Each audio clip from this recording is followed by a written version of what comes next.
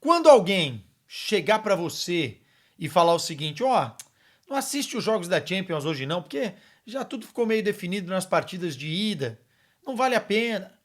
Desconfie dessa pessoa, chame ela de mau caráter, canalha, safado. Eu vou assistir sim.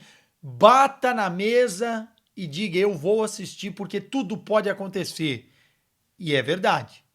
Pô, Quesadinha, mas passou aí quem a gente imaginou que iria passar. Sim, o Paris Saint-Germain está classificado para as semifinais, o Barcelona também. Entretanto, o bom dessa competição, o gostoso dessa competição, é o como isso acontece. E como as outras equipes, mesmo não estando no nível tanto de Paris Saint-Germain como Barcelona, deram muita luta e quase arrumaram problemas para essas equipes que eu mencionei. O Aston Villa foi gigante no Villa Park e se não fosse o Donnarumma, não sei não, hein? Pelo menos para os pênaltis o jogo ia.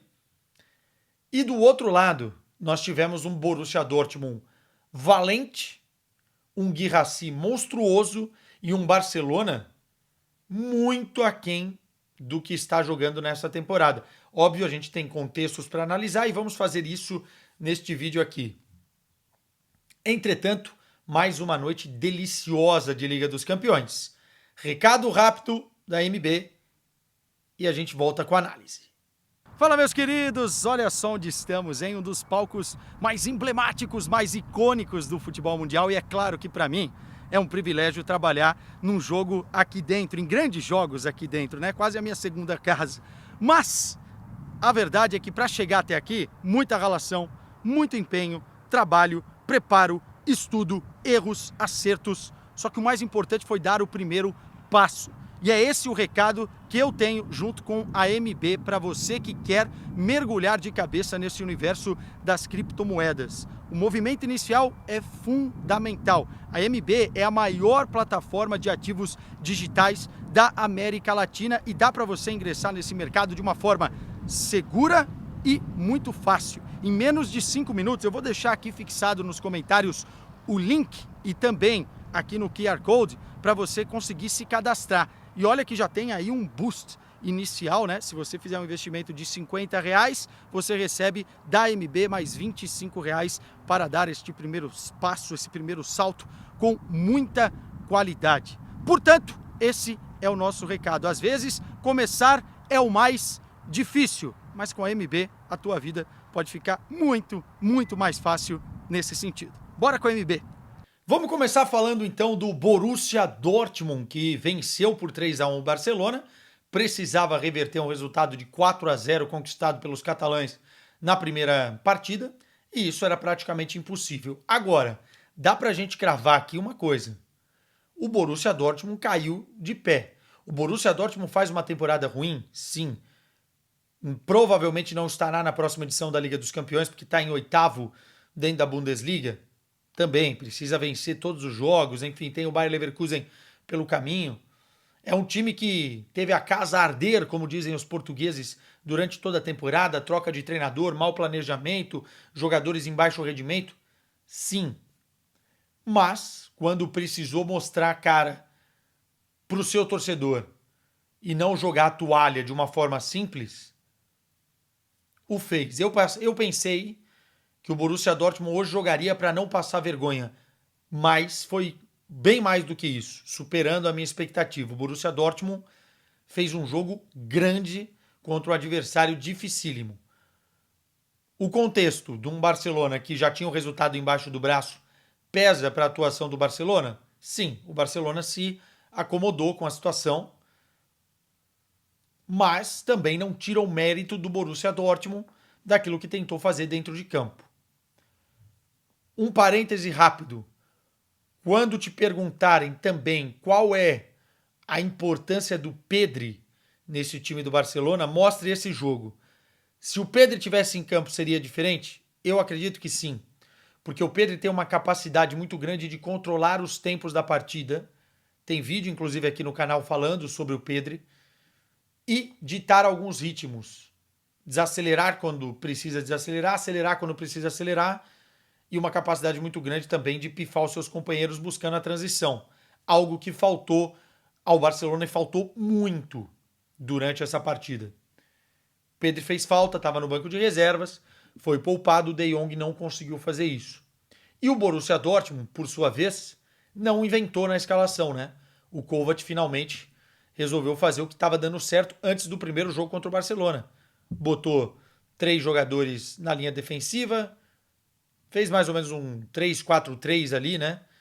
Com o Ian Couto muito solto para fazer basicamente a função de um atacante quando o Borussia Dortmund recuperava a bola e criava uma superioridade numérica contra os defensores do Barcelona. Na prática, quando o Borussia recuperava a bola, era um 3-3-4. Basicamente isso. E o Svensson também chegando bastante pelo lado esquerdo.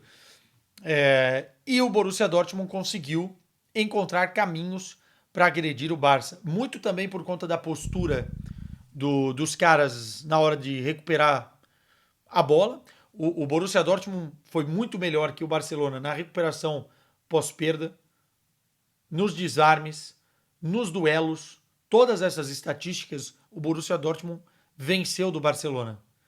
O Borussia Dortmund teve mais chances claras de gol, mais chutes enquadrados à baliza, aliás, foram muitos enquadrados, e fez por onde encontrar os seus gols. Primeiro que abriu o placar muito cedo, né? E isso inflama a torcida. Menos de 10 minutos, se eu não estou enganado, conseguiu fazer o gol com o Guirassy. E depois, porque fez no segundo tempo o gol logo muito cedo também, dando aquele gostinho de quero mais.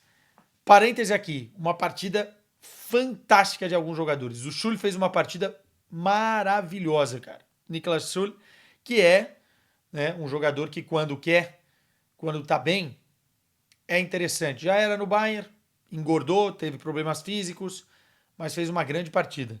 O Pascal Gross, para mim, se o Guirassy não é eleito o melhor em campo, deveria ser o Gross. O que ele fez com esse meio-campo do Barcelona foi impressionante na recuperação, na vontade, nas transições. O Gross jogou muita bola, muita bola. E lá na frente, o seu Guirassy, que é o artilheiro da Liga dos Campeões. Acho que ele não termina como artilheiro da Champions, mas nesse momento é o artilheiro. Marcou um hat-trick, lutou, brigou, baixou quando tinha que baixar para receber essa bola, fazer pivô. Finalizou da forma com que tinha que finalizar, sendo bonito ou feio para fazer o gol. É um jogador que o Borussia Dortmund acertou na mosca. O Füllkrug era muito mais carisma e competência em algumas ações, mas o Guirassy é um centroavante muito mais completo. O Borussia Dortmund acerta em cheio na contratação e é um jogador com essa artilharia momentânea da Liga dos Campeões que entra no radar de outros clubes. A gente já falava isso aqui. O Guirassy é um cara diferente.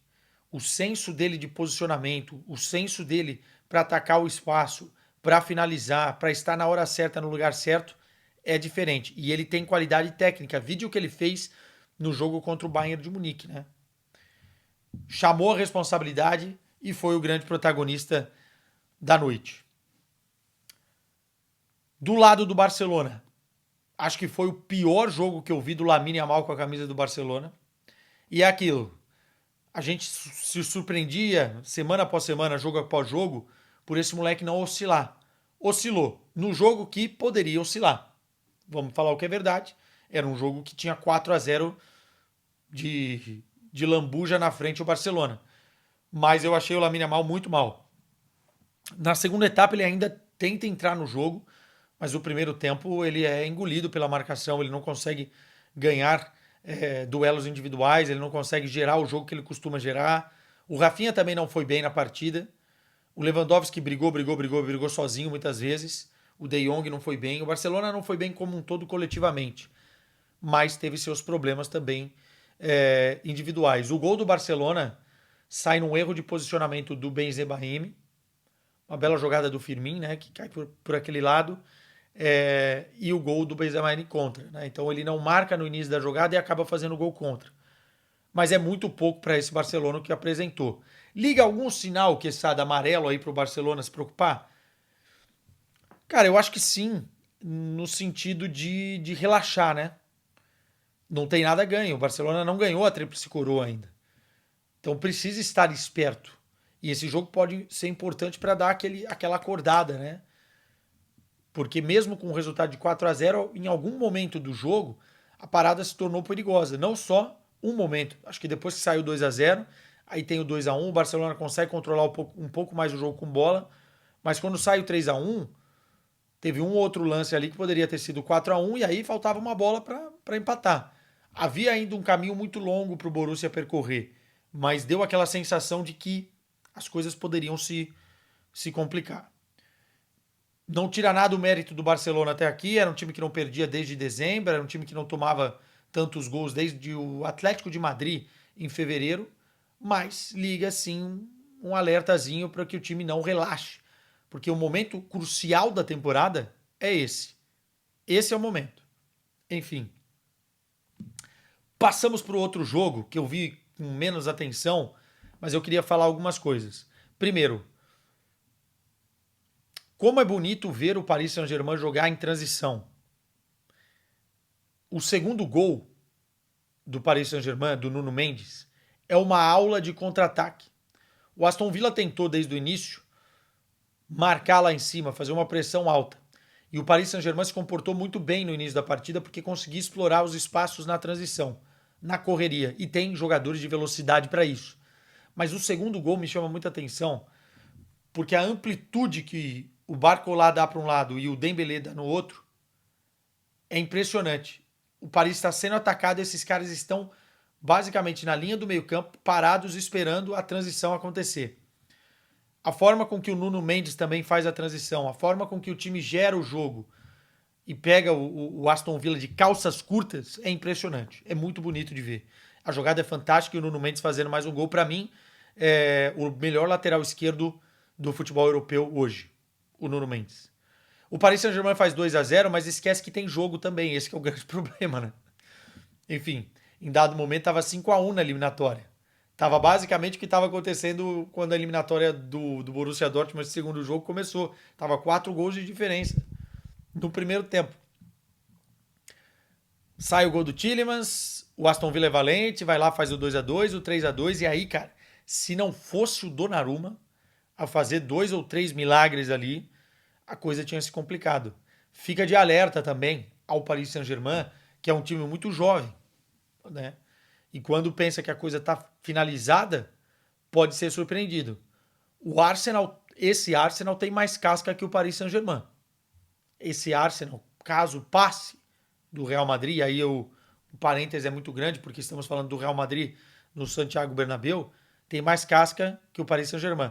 O próprio Real Madrid, apesar de jogar muito mal nesse momento da temporada, caso consiga o milagre, é a casca do time, né? Nem preciso falar aqui. Então, o Paris Saint-Germain que abre o olho. Chegou na semifinal na temporada passada jogando menos do que está jogando agora. Entretanto, é de se ficar esperto, porque o Aston Villa colocou o PSG numa sinuca de bico. Meus caros, amanhã tem, hein? Bayern de Munique enfrentando a Inter de Milão aqui em Milão. E teremos, óbvio, o jogo entre Real Madrid e Arsenal. Lembremos que amanhã é meu aniversário. Que presente, senhora Champions, a senhora está preparando para mim? No meu outro aniversário, eu fiz um jogo que foi 4-2 Borussia Dortmund contra o Atlético de Madrid. A Champions me presenteou com uma noite mágica no Signal Iduna Park. O que teremos amanhã no San Siro? Eu não sei, mas fica a dica. E teremos vídeo aqui no canal depois. Tchau para vocês.